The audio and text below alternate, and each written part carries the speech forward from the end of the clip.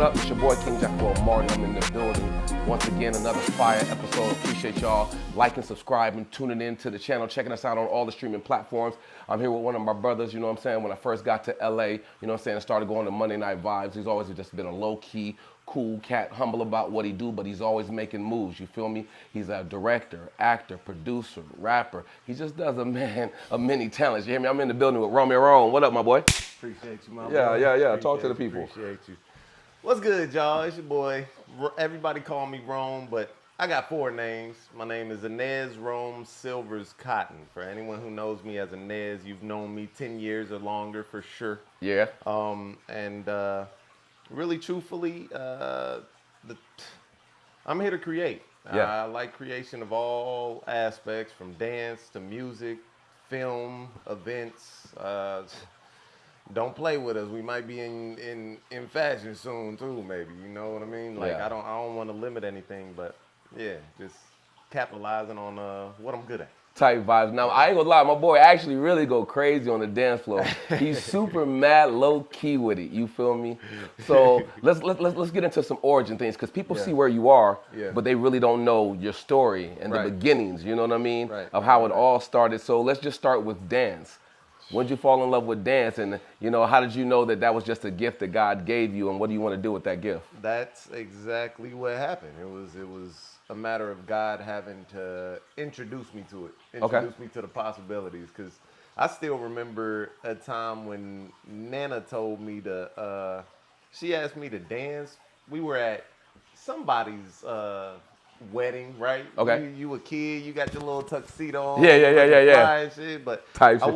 wasn't boisterous or nothing. I was very, very much shy. I was quiet. My eyes always open. Like, I didn't like to get lost. Okay. I could be asleep in the back of the car if Nana ain't know where we was going. If she said it, I'm waking up. I'm knowing this. Oh yeah, we in we in Grandview. Yeah. And for those who know, that's Kansas City, straight from Kansas City, Missouri. That part. But no, I remember the time we had a wedding, and obviously Nana saw something in like me having rhythm or whatever. So she asked me dance for him. Like, it's my first time she ever put me on the spot. Yeah. I'm crying instantly. Not the big head bouncing the tears. Not the Fucking just sad, right? Yeah. But when it started to take over, it didn't happen till college. Oh wow. And my original origin was just straight sports. Like, I'm dunking in 9th grade. Yeah. I went to FAMU for track originally. Oh, wow. I did 6'10" high jump and 23.5 long jump. Okay. So I'm about to go to state. We get to the regional meet, and Wait, you jumped 6'10" in high jump? yeah. Disgusting. Yeah. Disgusting. Yeah, I still got the record. Shout out Fleming Island High School in Jacksonville. Shout out Coach Bright. Yeah, big shout out to Coach Bright. Yeah, big shout out Coach Bright, because truthfully, he didn't get in my way. Like, in the beginning of practice, everybody else running, I'm already on the mat. Like, there was no one who could coach that, because we was a smaller school. They had only been founded like 3-4 years, right? Okay. So my original was really sports. They wouldn't let me do basketball season, but I get to track. I do 6'10". Regional meet happens. I'm supposed to go to districts, right? My aunt and uncle had me watch their kids, and I can't qualify for state. Stop it. I'm so serious. And wow. Like, I love my family, but That's tough. If we're talking about sacrifices, you can't sacrifice no more than that. Wow. When you got 3 to 4 schools looking at you to go to college. Because 6'10" is crazy. 6'10" is insane. Crazy. And we're talking crazy. But the thing that's so sick. Because I was only jumping 6'4", you know what I'm saying? And I was number 4 in the state, you know what I'm saying? I did 6'4" my freshman year and got appendicitis after that meet. Wow. And couldn't jump the rest of the time, but I ended up moving to Florida with the family. And Junior year. That was my junior year. I ended up doing football. They wouldn't let me do other sports for that year. Then senior year, I ended up jumping again, and I jumped 6'10". To go 3 years without jumping and then jump 6'10" is It's crazy work. insane, bro. Crazy work. Crazy work. So I ended up going to Florida A&M University. Wow. The head coach wasn't able to get me a full scholarship because I didn't get to go to state. Right. He was able to help me out in other ways. Okay. I ended up getting on the team like on some walk-on type ish. Shout out to the coach for seeing the talent. Yeah. He paid attention to me while I was in high school. Yeah. This random light-skinned dude on his ballot out of nowhere. Shout out to the light skins. Like, shout out to Team Light Skin. Yeah. Team Beige and Proud. But it's one of those.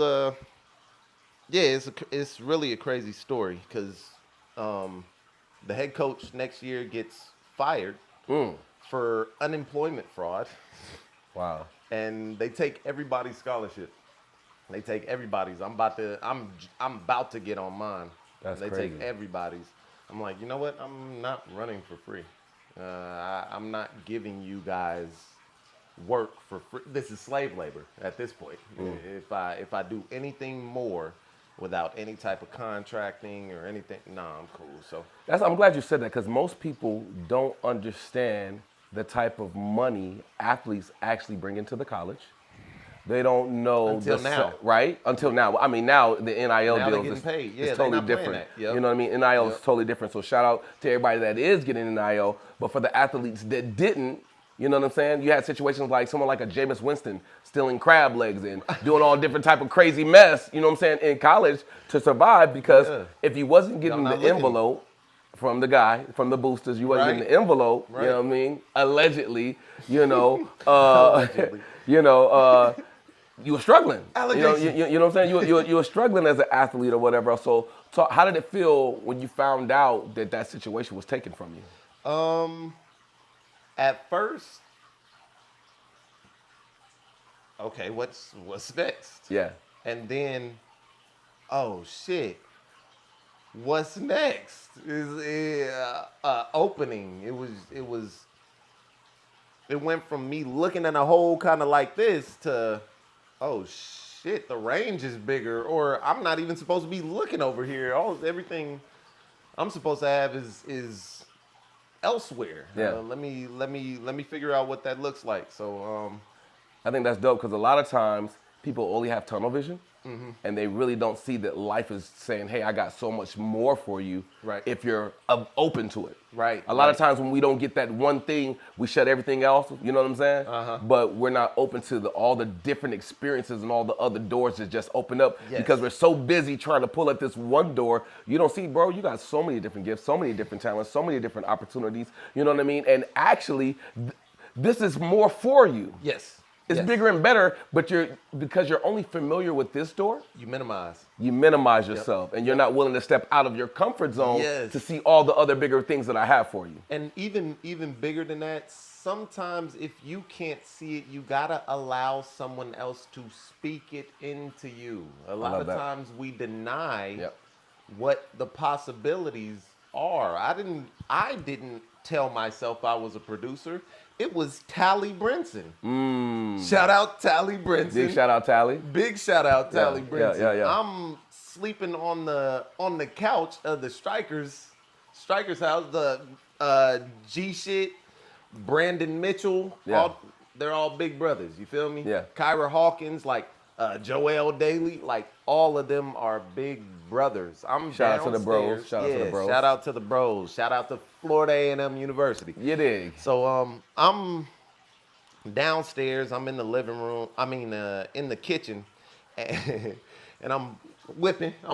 But I'm on the phone. I'm doing business, but I'm not knowing what I'm doing. I'm just seeing some shit. Okay. And seeing what I could do. Sometimes you just gotta pioneer or pilot some shit. You ain't gonna have a pilot. You ain't gonna have a mentor necessarily. Right. You ain't gonna have one. Right. You're gonna have knowledge that's gonna be your mentor. Yeah. And the knowledge can come from anywhere when you're really receptive to it. See, say that part again for the people in the go. back. Because most people miss out on that gem that you just said. You gotta be what? You gotta be open to the knowledge, because the knowledge is your true mentor. Everybody, a lot of times we try to make a mentor out of one person, but the knowledge can come from anywhere if you're open to receiving it. Knowledge is your mentor. So, and I know me, I'm a stern individual. I'm very That nigga stubborn. very He's assertive. Yeah, I'm very much so. But it is based on the knowledge. If I know what plays to my advantage, everybody got their own patterns in life, and I'm one who identified my patterns early. Like I know where my blessings come from. My blessings come from, and this is environmental. If you grew up in a household with less, your pattern, and we're talking energy pattern. We're not talking necessarily how you move or how your character is. We're talking energy pattern, meaning there is a energy that follows you based on how you've already been moving in life. And if you go with it instead of against it, you will get exactly what you're looking for. If you do what? If you go with it instead of against it, you will get exactly what you're looking for. And the with it doesn't always look pretty. Like a lot of times growing up in a household with less, you have grown up with aggression because that's all you've known or from seen. Your environment. That's the energy that's been around you. Yeah. That doesn't mean it's a problem. What you went through was rough, tough. It was what it was, but it made the thick skin that you have. All of that Preparation. Preparation. Yeah. Preparation. Yeah. When timing meets preparation. In this aggression, I've realized that, okay, this is because I'm so morally disciplined and principally bound. I have to be stern about something. Yeah. I mean, if you don't have no boundaries, people will run over you.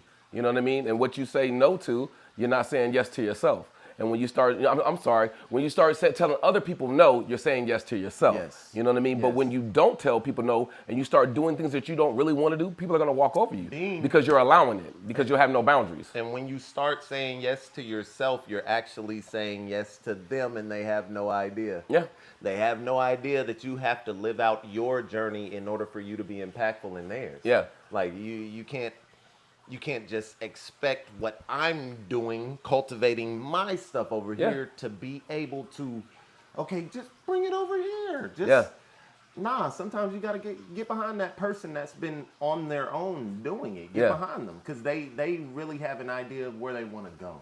If you've seen people just we're in King Jaquel's environment, doing something based on what he cultivated himself. You don't take a person and you got all these cameras, bring it over here where I'm at. No, you take and you come to the person and you support just by even being there. You never know what your support is needed or how it's needed. In what way. But and that's just taking power and ownership of your talent. Yes. Ownership of your vision, ownership of your gifts, because other people will see you're gifted. And if you don't know the value of your gift, don't think that other people don't know the value of your gift. Right. And other people will take advantage of the value of your gift because you don't know yourself. Exactly. So it's important to start learning your worth. Exactly. It's important to understand that, okay, well, this person dances, this person does this the person, well, what type of bag are they getting? Exactly. And just because that's their bag don't mean it's going to be your bag, but what it can do is it can help you understand what possibility or range of bag that you should be asking for based off of your talent level and your gift. You know what I mean? So now you have a hypothesis, an educated guess of what your value is to the market. Right. And you don't know what your value is until you start testing the market and then putting yourself out there and putting the product out there. And if people like what you're bringing to the table, that's when the supply and demand can change. You know what I mean? And you got to test it all. Yeah. I had hit many different places before hitting 18. Like we're talking, I was already focused on journalism. I did television production in high school. I learned my editing from Avid. I learned my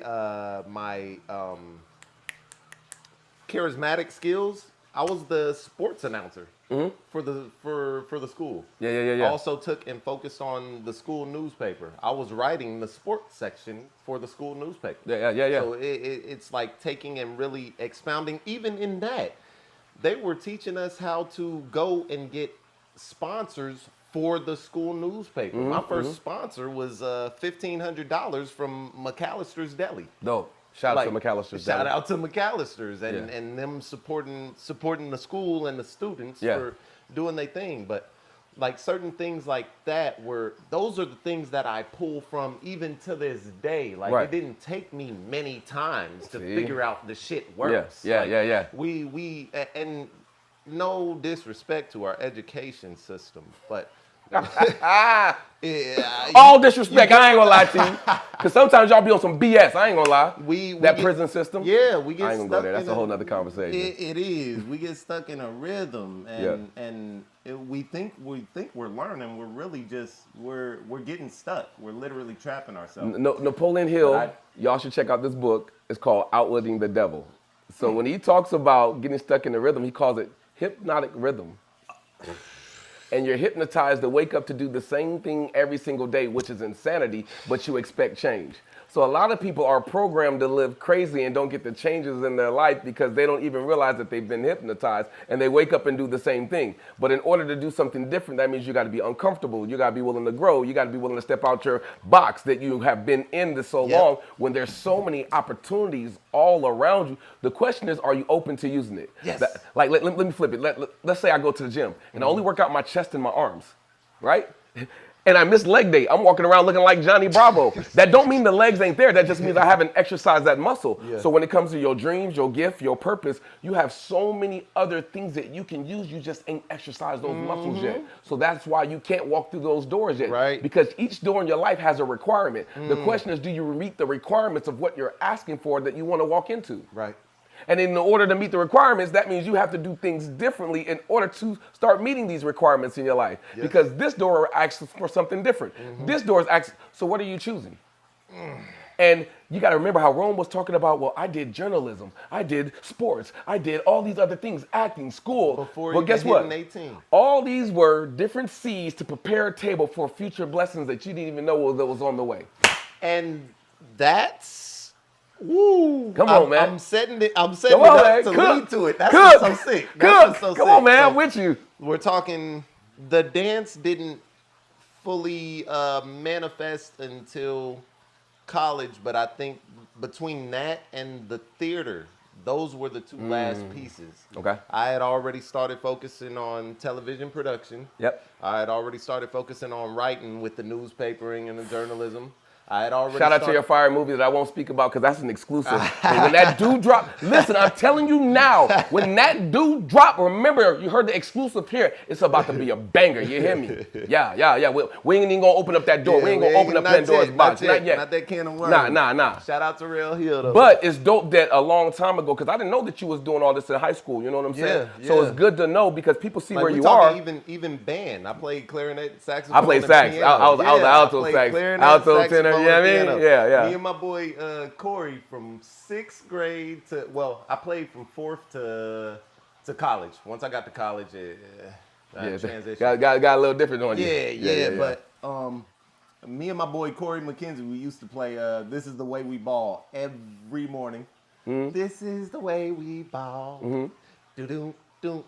Just on some playful stuff. We had a white boy named Derek on the drums. He was killing it and stuff, but shout out to everybody. Yeah. Shout out.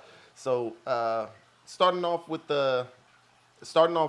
just school before college. Yeah. Before getting on my own, we had already tapped into writing, music, production, getting into the editing, getting into the understanding. But college hitting was a different, it was a different. So what was that? Call. What was the transition or the wake up? Because everybody has that moment, the moment of some type of clarity, the moment of purpose, the moment of, man, there's so many more possibilities. You know what I mean? I wasn't allowed to get a job in my senior year in high school. Okay. I end up creating a shirt because I draw as well. I end up drawing a design for with my school's logo in mind. Okay. And I put it on a shirt. We had a clothing company that was right across the street, a print and press company. Yeah, that was right across the street from the school. Okay. I walk over there with the logo. He sees it. He's like, "Yo, this is kind of what you plan on doing with it." Yeah. I want to see what the prices look like. Talk to me nice. Talk to me nice. Yeah. So he ended up he charged me like $7 to make shirts, $12 to make hoodies, and I was selling the shirts for $15, selling the hoodies for $25. Yeah. Like nice little profit, nice little come up. And that was it's a hustle out here. Like Yeah. And it don't matter the age. That was the start of possibilities. Yeah. Like not getting stuck in a rhythm. And we used to move around. Me and Mom I went from Kansas City to Chicago, back to Kansas City to Indiana to Jacksonville, Florida to Cali to DC to like. Do you think you moving so much help you fit in different environments? Because you know what I mean? I was an Army brat and I moved around a lot. So I was able to become a chameleon, or not just a chameleon, I was able to read situations better and learn how to manage myself or conduct myself depending on the environment, which also helped me in acting, which helped me on stage, which helped me on hosting, because each person or each environment requires something different of you. Adaptability. Right. So in these situations, when it came to acting or being on stage or even hosting right now, it doesn't matter who sits in front of me, but because of all that moving that I did in the past, it prepared me to have different conversations at different levels from different perspectives, because I've been doing it my whole life. Yes, and when we look at preparation, the only thing you're trying to be prepared for is to get the jitters off when you think about it. Okay. If you have the skill set, there's no reason you should be nervous, none of that. You know what I mean? But a lot of us get nervous based on fear. It's not even that we don't have the skill. So you're preparing just to get rid of the fear. That's all your preparation is doing. You're not fully preparing to gain a skill or you are gaining the skill, but you're not preparing to gain the skill. You're preparing to be ready mentally for whatever the circumstance is that comes with that skill. That's good. It's anybody that Mamba mentality. It's not Mamba skills. It's Mamba mentality. The mindset. It's the mindset. It's always the mindset. So I met this young lady in Louisiana. Her name is Dr. Ife Williams. Shout out to Dr. Ife Williams. Shout out to Dr. Ife. She wrote Dick Gregory's book. She was his best friend. She was a huge activist. So they went on all these different things fighting for black people and our causes and everything else, right? She's super huge. Look her up, Dr. Ife Williams. And she said that when her and Dick Gregory was having this conversation, she said something that was so powerful. She said, do you realize that God and fear cannot exist in the same space? They can't. She was like, it don't make no sense. Because either you believe or you don't. I'm not saying fear is not real, but when you're being fearful, are you stepping out of your faith? And if you're in your faith, how can you be fearful? And I said, yo, that's crazy. That's a bar, you know what I mean? And the fear, if anything, the fear, it's an action item. Yeah. You get what I mean? Yeah. Fear is an action item.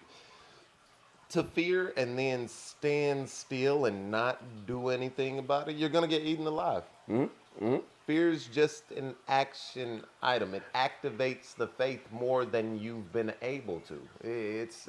I love that you said that, bro. You get what I'm saying? I love that you said that. It's not that we're supposed to be without fear. Yeah. It's that you're supposed to get through the fear. Like you're supposed to push through the fear. It's not that life comes without fear. It's that your fear pushes your faith to a different level if you choose to keep your actions going. We all pray, but what do you do after you pray? Do you get up and make actions towards what you prayed about? A lot of times we try to allow the prayer to just do the job. That's never been the case. There is no prayer without the actions and you get results. That doesn't happen. I've been prayed up for 3 years about the same aspect of what I've been allowed to manifest spiritually, right? And in the 3 years, we're talking being kept, like through any trial, any tribulation, any turmoil. I was over here on the couch for about 2-3 weeks. Yeah, you know, Like, we show love. Straight up, like this, every aspect of what happens when you're really walking in faith. Like you said, that fear, it can't live there. It'll pull up. It'll knock on your door like, hey, fear, I'm right here. But it can't live with you though. Yeah. Not if you truly making actions. And like me, Rome, I believe that God said everything that he made was good. And for the purpose of his glory and will. Yes. So he created fear too. Yep. So I think fear is a beautiful thing. And the reason why that might sound crazy to most people, fear will cause you to take action. Yes. Fear will push you further than what you thought you could go because you wanted to stay comfortable and you didn't want to move. There you go. Now, fear is a choice. It's one thing to have fear. It's another thing to stay stuck in the fear. Yeah. You know what I mean? Yeah. So either you choose to move or you choose not to move. And the question is, what do you choose? Yeah. And so for me, I love this quote and I say it every show. Ever since I've heard it.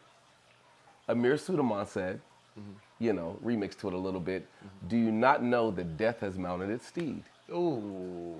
And the question is, well, no, he said, do you not know that death has mounted its steed and it has been chasing you since the day you were born? The question is, will it find you in your purpose or your excuses? I don't want to die in my excuses. I don't want to be like what Les Brown said, the graveyard. The richest place is the graveyard from all the unborn ideas. I do not want to add value to that. I would rather live in purpose of who I want to be. But a lot of people are fearful of who they could become. Right. A lot of people are fearful of themselves. A lot of people are fearful of what you could become. That's a fact. You get what I'm saying? That's a like fact. I'm starting to see even the aspect of, we think we're giving someone good advice when we hit them with the I don't know if I would you know what I mean, based on what we wouldn't do, but at the same time seeing where you could end up going. Black people are the only ones that fear another black person's success. And it's funny, man, like sometimes things try to mess up, but you got to keep going. You got to make the adjustments. You know what I mean? Like you've overcome all these different things in your life. You went from dancing, from the track adjustments, and when track happened, you had to make a different decision, and it opened up so many possibilities. You know what I mean? So what's next for you after that? So after track, I had a friend named Sam, and these are all real friends, like these lifelong friends. Sam was he's from Kansas City. My freshman year, during freshman week, I used to have a little afro, right? Okay. This afro made me look a lot like John Legend's cousin, right? Bruh. It was outlandish how many people was like, oh yeah, John Legend, right? Yeah. So freshman week, this is before we started track practices, things like that. Freshman week, they have a basketball game that they do. It's 3-on-3, and you just sign up, and whoever wins starts it, right? Okay. I'm in it. Randomly, I get 2 other people that I'm with. This is the 3rd day us being on campus, right? Okay. Early in the 3-on-3s, people getting knocked out. It get down to the last 4 teams. It's my team and 3 other teams. Okay. We're up against somebody. I have a moment, and like I said, I'm not boisterous, but stuff really happens in life. Yeah. I'm at the wing. Okay. My boy doing his thing. He mixing, mastering. I've been chilling the whole time. I got really good defense. You might get swatted. You know what I mean? you know? Yeah. So I'm at the wing. He passes it out. Boom. pump fake, buddy jumps. I ran past. Yeah, the blow by. There was somebody under the rim. When I rose up, the DJ scratches the music. Yo, hold up. DJ Dimp. To this day, That's DJ disgusting. Dimp. That's the thing that, like, oh, shit's really happening. Yeah. So DJ Dimp stops everything. I bang on Buddy.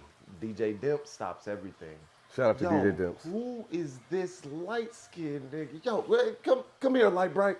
Come here, Light Bright. Yeah. He had another dude, another MC on the mic. So I go over to the DJ. Yo, what's your name? Where you from? The other dude with the mic, John Legend. That's funny. Just kept saying it. Yeah. Dimp's like, hey, chill out, man. Yeah. What's your name? Where you from? Yeah, my name's Anaz Rhome. I'm from Kansas City. I hear Brandon Mitchell in the stands. Okay. Yay! But who else do I hear? I hear Sam, and then I hear Jasmine, B Mitch's sister. So after I get off the mic, he pulls me to the side.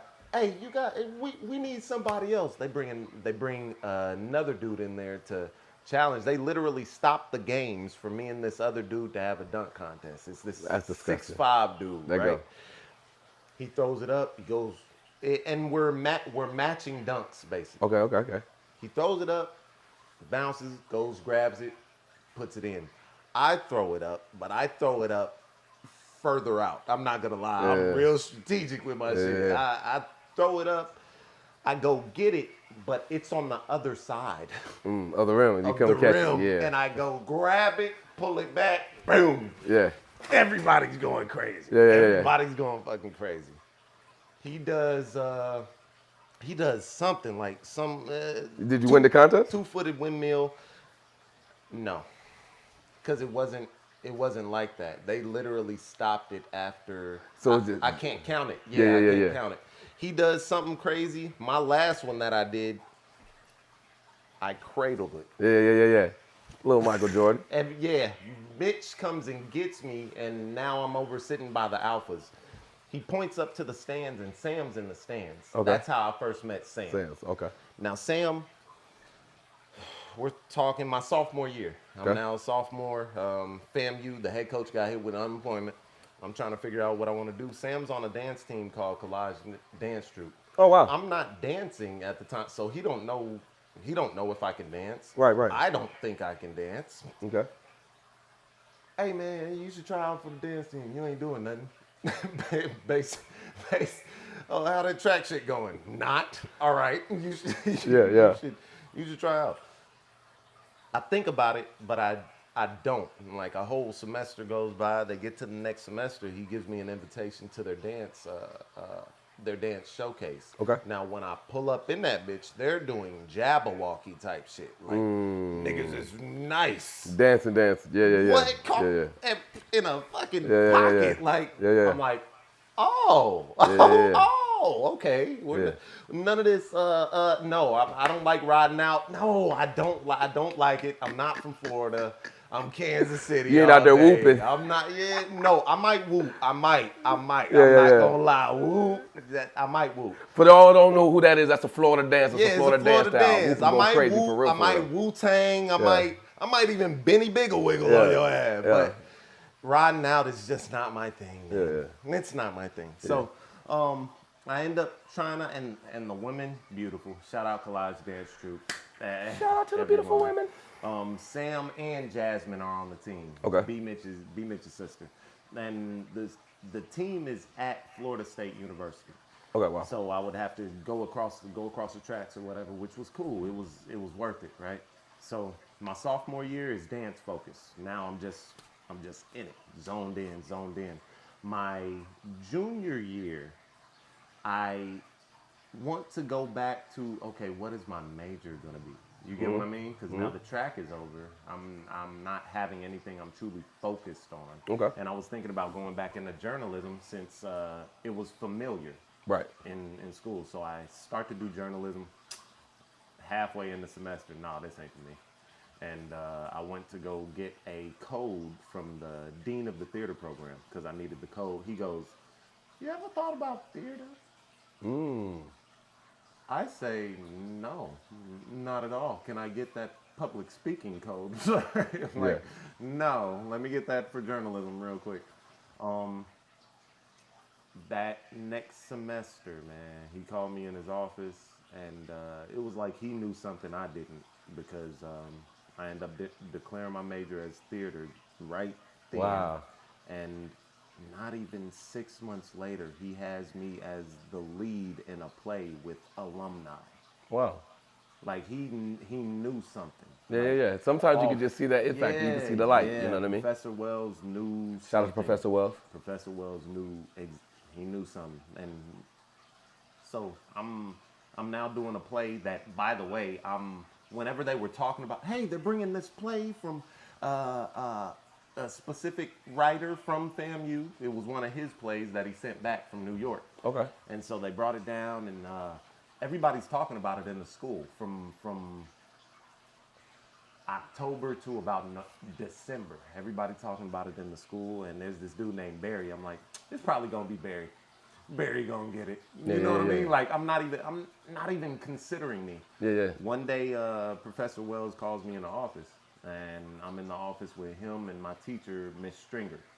He hands me a script, tells me to read with Miss Stringer. We do the reading. I get through, and I'm okay. You can go back to class. He just sent me back to class. 3 months later, it's that same play. I'm the only student in the play. Wow. I'm the only student. Funny how God got a table prepared for you and you didn't even know.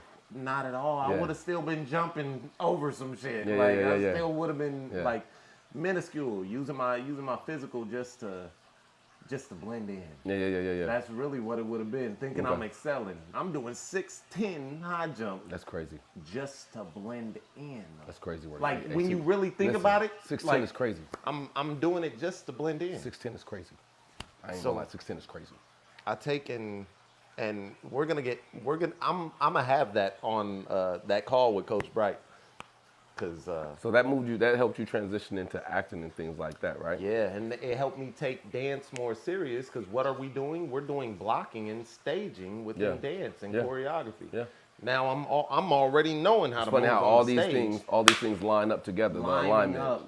Fully lining up. Synchronicity, From me doing the journalism in high school, being on camera. Everything was preparing you down this whole same road to put you where you are right now.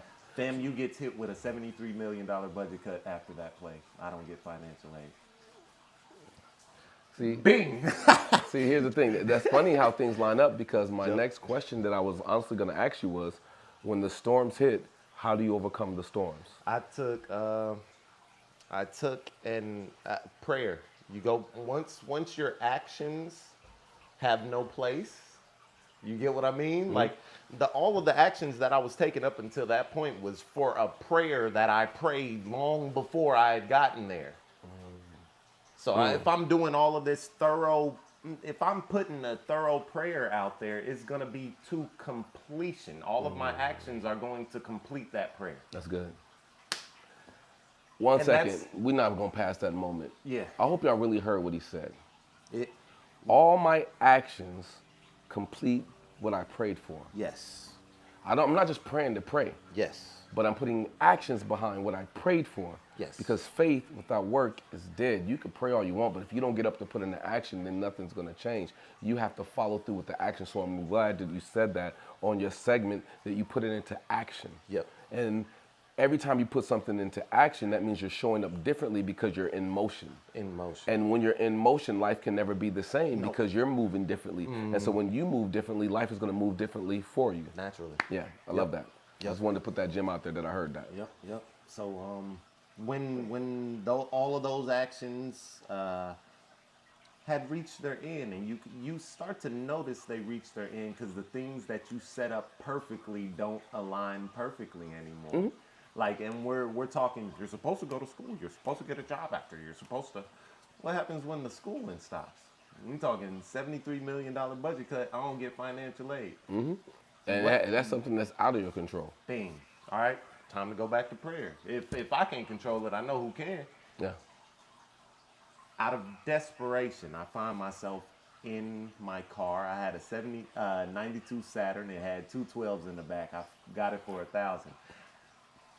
I got 12s in my back. Two 12s in the back. trunk. Well, and what's so sick is I told Mom, I'm gonna get something that gets me from A to B, and it's already gonna come with some thump. That's all I want is thump. I don't care about nothing. I want you to hear me coming, regardless of what it looked like. Pause for everybody on the internet, because I know how y'all like to troll and how y'all like to be. We're not doing that. Yeah. But we grown. But you know what I mean. So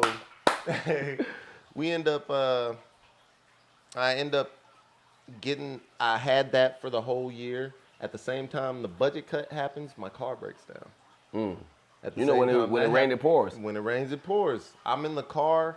I'm, pouring. Everything pouring. Yeah. But I know why we're here. Yeah. I know why. I'm mad as hell though.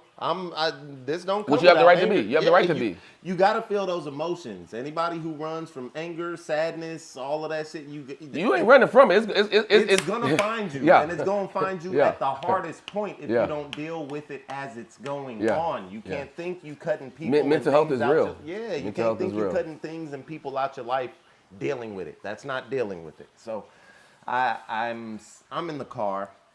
Car's broke down. God, make a way. And I'm not talking about just any way. I'm asking you to give me the ladder that everyone else is scared to carry. I'm asking you to give me the ladder that other people ain't even going to see.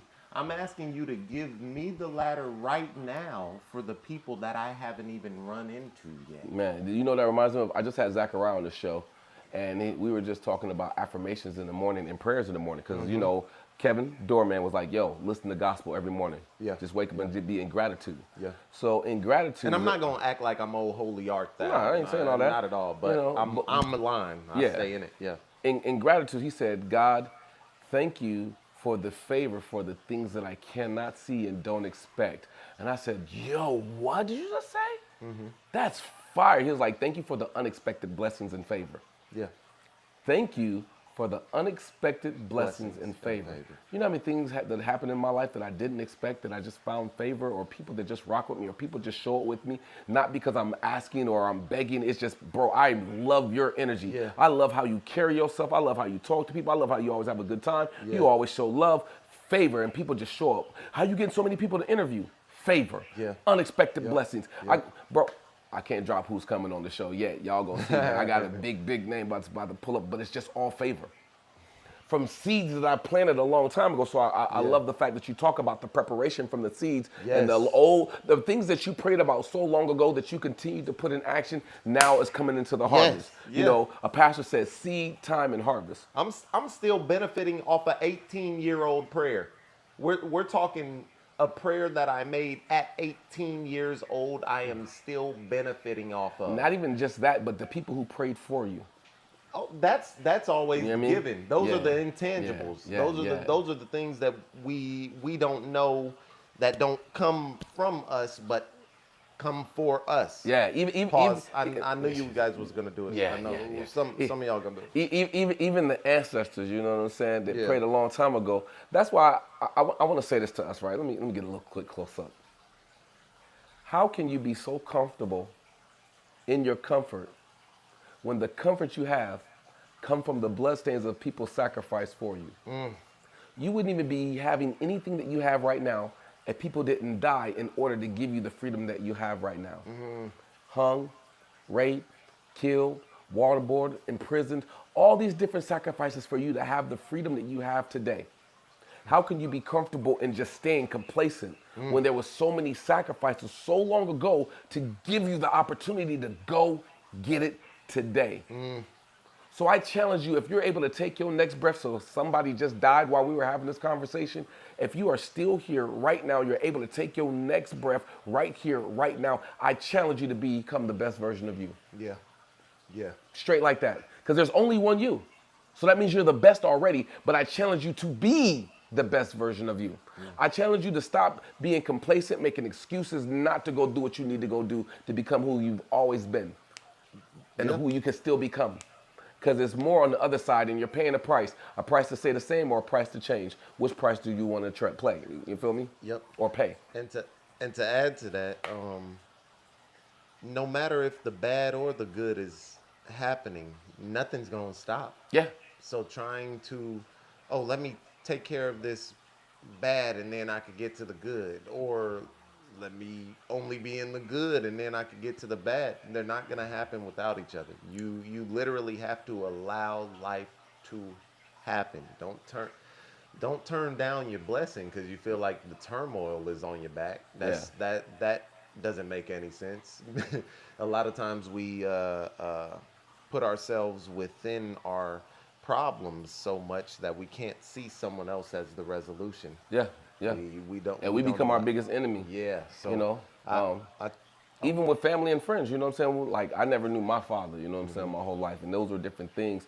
And in that situation, I had to look at it like, maybe my purpose wasn't for me to know him, but maybe his purpose was just to give me an opportunity at life. And so that's something that I could still be grateful for. Instead of being bitter and mad and angry, just thank you for the opportunity Yeah. Because without you, I wouldn't have the opportunity. Right. You know what I mean? He's a phenomenal moderator because he is, and mediator. Everybody clap it up for King because he's making the points that I want to lead to anyways, which is this segment is going to be getting to know my father. Like, before college, I didn't. We had spoke for the first time 7th grade on the phone. Yeah. I didn't meet him till 19. I didn't move out here till 22, 23. Yeah. The first time. And I'll give it to my mom's side. They instilled the proper things. Mm-hmm. Like, we're talking foundational. We're talking that care, that nurture, that time. Each person had. Mom was the disciplinarian. She shout out to Mom. Yeah, you did an amazing job. It is as it is. Whatever trials came from that discipline with us, because she grew up a different way. You know what I mean? Right. Everybody's discipline ain't the same discipline. That's 100% some parents gonna tell you to stand in the corner. Some parents gonna tell you to grab that cable cord. Yeah. Or go outside, pick go some get that switch. Go, like, there were a lot of things that came with that. It may even be a fist to the chest, you know what I mean? Like, everybody's discipline was different. It's a fact. But I wouldn't be so stern in me if it wasn't for some sort of discipline. Yes. Yeah. My Nana, she instilled the care and the nurturing and she was taking me and my brother to like Blockbuster on the weekend. We grab a movie or 5 every weekend. So that side of the family gave you a solid foundation, a solid base of family. Yeah. Yes. So when it came to you and your dad finally healing and talking. Here's the switch. Because that's a whole other. I didn't have to do any healing with him. He doesn't know that because Mom didn't say nothing crazy. Yeah. Mom didn't, like, she wasn't that type of mom. She that's just beautiful. Didn't say anything. Yeah. Like, I didn't know about him what I know now, but she didn't say anything. Yeah. She didn't give a bad perspective. Yeah. But at the same time, I didn't have too many questions. Like, I know who's here. I know what's here. Yeah. I see y'all. I don't have any questions about somebody who's not here. What's the question? Right. There ain't one. So when it came to growing up in the household, it was just, okay, taking everything face value. Uncle Rob, sports, all of that. My athleticism, like, I had to get to about 12 years old to finally beat him in a game of horse. Like, I was that adamant. And Chief in the Navy. Yeah. Him and Aunt Robin, both retired chiefs in the Navy. We're talking. Shout out to them salutes. Thank you for your service. Yes. I'm a veteran also. Well, when it came to your dad, what was the process? So now we switching. Dad, the foundation from Dad. I'm still getting to know him to this day. That's beautiful. And here's, I'll preface it like this. Without knowing what he did or does, I get off the flight, my first time meeting him, 19 years old. I get off the flight, get in the car, and first thing I noticed was the architecture in LA. It's different than anywhere else, right? Okay. I'm out looking out the window, observing. LMFAO is playing on the, like, I Got a Feeling, or something like that was playing on the phone. I'm looking out the window and I'm nodding like this. I turn around, this nigga nodding his head the same exact way. It was just like, That's funny. oh shit, oh okay. And the first time I'm meeting him is for my older brother's wedding, right? We get to the wedding, everything's cool, everything's going good. The next day we get to another place. I'm thinking it's a reception or something. Okay. We get to another facility, it's cameras everywhere. They are recording the family for the show Unsung. Wow. This is me meeting the family. Yeah.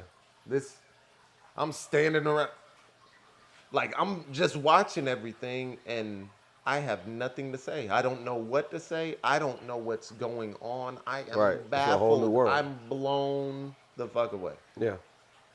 Then I have to start looking up my name, the Silvers, and to find out they're like an original family band. They're up there with the Osmonds and the Jacksons. Oh, okay. This is different.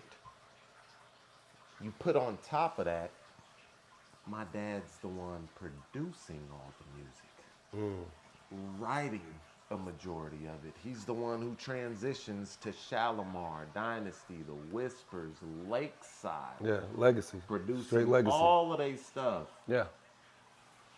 It's starting to make sense why I move how I move. Yeah. This isn't a facade. You This is got more DNA. pieces to the puzzle to figure out what the puzzle is. Yeah. And it's full DNA. We're talking choosing a similar route without knowing that your dad even walked this path before. Right. It's the wildest thing I've ever seen. We're talking he's the head. But the beautiful thing about it is it's a full circle moment for you to have more completion in your life, because you already understand the foundation from mom, from grandma, from uncle, from sports and everything else. But this creative side and everything that dad does and how it falls in place in your life and why you started making these decisions, or why other people might have seen things in you that you didn't see in yourself. And so now you finally get this other piece that goes in the brain and it's like, wow, man, look at this puzzle now. I get it. I got it.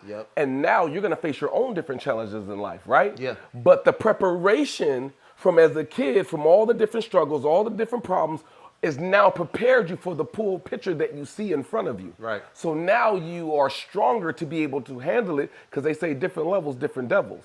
Now that you're on this level, you know what to do with it, you know how to handle it. It's not a big deal for you to be around cameras. Right. Because now when dad had me around cameras, at first it was unfamiliar.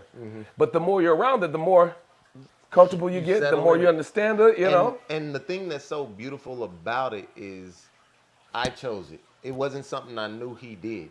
I was already moving in it. Like we're talking covering more spaces, being that I'm diving into scripts, diving into stage production, diving into film production. Like it's, you didn't have to tell me to go there. That's where I wanted to go naturally myself. Right. So, but now you just get to be like to add on to it, you know. Yeah, now it's just like to the second power. You get to be the exponent in my life that you see. I was already here doing what I'm doing, but because where you are, what you've done, what you accomplished, now you get to help me see things that I might not see yet, because you've been navigating this game for so much longer than me. Right. So that's the first time meeting him. That's at 19. Okay.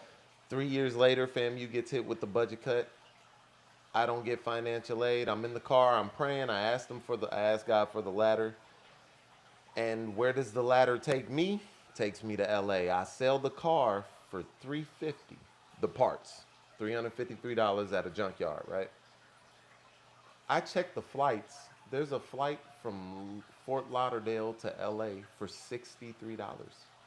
Wow. There's a bus from Tallahassee, Florida to Fort Lauderdale for $18. Wow. I get on that flight with $275 in my pocket. Yeah. And the rest is history, low key. Like So let's bring this full circle for the audience, right? Because we went through the origin and we get to where you are right now. Yep. What are you about to do right now? What are you about to drop right now so they can see how you at this stage, because it don't matter how you start. It matters where you're going. Yeah. So where is Rome going right now? So right now I have, we're in the middle of transitioning from what we've started. Since getting to LA, I've done countless dance affiliated things. I also started off with bringing choreographers to Dallas to teach dance classes and DC.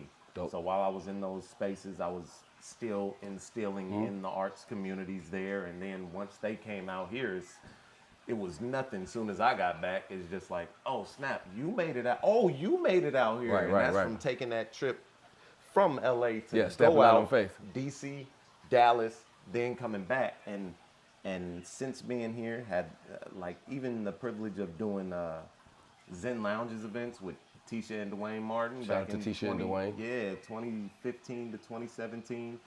Doing Dame Dash's events. Shout out to Dame. 2018. And then producing live streams with Ray J over the pandemic. Shout out to Ray J, the bro. We end up making a brand called The Renaissance, and Snoop helped with that, and now we are looking to take that. Big shout out to Snoop. Yeah, now we're looking to take that festival brand to HBCUs. We're currently talking to Howard University about bridging the gap between HBCUs and entertainment. If Love the that. students don't feel like they have to leave the college in order to get to where they want to be, Yeah. you don't have as many people falling into gullible or naive situations. Love that. And they have a foundation that they could start off with before even leaving college. That's dope. That's powerful. As far as my events, that's where I want to go with it for now. I'll keep doing private events, little low-key things out here in LA. When it comes to the film aspect, still doing independent work. I'm gonna dive into the sketch comedy space here. We actually did a skit together with shout out to With Chella, Chella. Yeah, shout out yeah, to yeah, Knox. yeah. You know what I'm saying? That Yes, skit was yes, fire. yes. Got 13.8 million views on TikTok. You know, what I Philip mean? on it likes to dive in. He likes to come and make an appearance every now and then. I see how y'all gonna try to do my boy. No did. We not doing that. But nah, that was a fun set. Shout out to Chella. Shout out, you know what I'm saying, to the sis, you family, love you. Shout out to my brother Knox. You know what I mean? You introduced me to Knox. Much love. You know what I'm saying? We got 13.8 and counting. You know what I mean? And I was blessed to be able to direct that, put it together. You and Chella, and then we just created. You know what I'm saying? Because we're creators. So that's huge. I know you got a film. We can't talk about that too much or whatever else. But what's your last words for anybody? You know what I'm saying? Can I read some last words? If you like. Yeah. Let me grab this. Let me grab this. This will. And then make sure you want it, while you look for it, give them your social media handle so they know how to find you, follow you, and all that type of stuff. Keep up with me on Roman Empire on IG, RHOMEN, Empire, EMPIRE. You can find me there on TikTok as well. Or look me up, Anaz Rhome, ANAZRHOME, anywhere else. You got a podcast too, right? If I'm not mistaken? Not yet. Okay. Not yet. On the way? We Okay. ain't got nothing in that space, just because I like to support those who have them. I've never felt the need to start one because all of my people love. got them. Yeah, love all around. Yeah. Yep. So the one thing that I do want, because I haven't gotten a chance to share this the way that I Exclusive. want to. Yeah. Yeah. You know what I mean? And this is something that's, you know, near and dear to me. Okay. Appreciate you being vulnerable on the show. You know what I'm saying? Yeah. Talking that talk. And Final words, final thoughts from Rome. this was written out August 20th, 2017 at 3:34 a.m. I do believe in divine timing. Okay. And things are available to you at the right time when he needs you to be receptive to it. When God needs for you to be receptive to it. Let's get it. Talk to the people. This is a conversation between me and God, and I will address it as such. Me. God, I need you. I need to speak to you because there are some things that I don't know. Hello, my son. My response, wow, you sound just like me. What does he say? He says, who else would I sound like? I come in recognition of my son by you recognizing yourself. It makes no sense to give you any other voice you wouldn't identify. I say, okay, everything is so detailed in your explanations now. It's no longer hard for me to follow along. He says, that's because I provide each of my children with that which they can identify me through. Because you are willed to seek answers, I provide myself, my answer, and my presence to you. And so I ask, why do we endure so much? That's my first question. He responds, I can't tell you that because if I do, and you don't feel it's a good enough reason, are you going to endure through what I need you to for you to be more effective on this earth? I say, okay, let me back up. What if because I don't know I fall short? He says, if you fall short at any point, it is because the moment is meant to teach you and build your hunger. My greatest gift to you is choice. So your choice to pursue builds you while showing me not what you want, but what you choose. Because a lot of times what we desire is not the right choice. All right. Come on now. I say, so how do I know I'm listening? How do I know? Like, because a lot of people think they got voices in their head. How do I know when I'm truly listening to you? He says, when the outside means as much to you as the inside, we can tend to build our physical with what pleasures rather than what will build you. When you start to balance your pains and pleasures, you have consistently found me. I can't just give you anything. You have to want it. But it also can't contradict me or my teachings. There is nothing wrong with going forth and attaining what you want, but do so with my presence intact. I am here to help what you want, not take it away. You may know what you want, but I know that which you hunger for, yet can't explain what it is that you lack. I'm the word's position, companion, opportunity that you don't even wish for yet because you do not know it is out there. How can you attain something you have yet to find the word for? I'm the direction you don't find on the map. I'm the answer to the unasked question. You do not move forward or backward with or without me, even if you could freely plan it out. Yeah. I say I understand. I just tend to get aggravated with the weight. If we're talking about transparency, you're going to be transparent with them all the way through. Yeah. I get aggravated with the weight, God. Let me know. Yeah. What? He says, I understand. I do this. He says, you yourself cannot move people into place the way that I can. It's not just the physical emotion when you're dealing with the everyday. You want to move a man physically that is immobile mentally. Your exhausting energy you will need later. Sit and you will be able to wait and see my answers and my moves. Anybody can cause motion, but is it progressive? Even when you're not moving, I am. There could be a key piece that hasn't even moved to where you are yet. Lastly, I say, okay, we speak mentally all the time, and I used to worry it was only me answering my own questions. He says, I understand, and I do this for two reasons.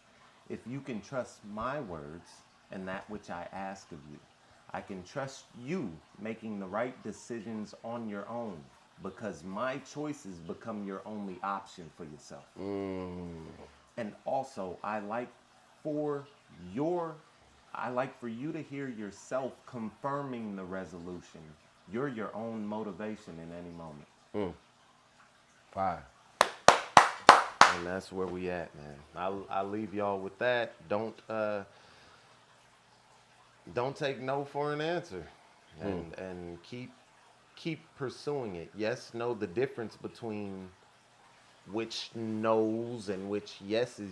Don't take gotta have all discernment. don't take all yeses for an answer. So Man, I appreciate you, my boy, sticking coming it on the out, show, man. you dig? Yo, that's our Working show. it out, man. I'm your host, King Jaquel Martin. You can find me on Whispering to Your Soul on Instagram, or you can find me at KingJaquelMartin on Whispering to Your Soul. I'm here with Mr. Rhome, you feel me? And that's another show straight like that. Yeah.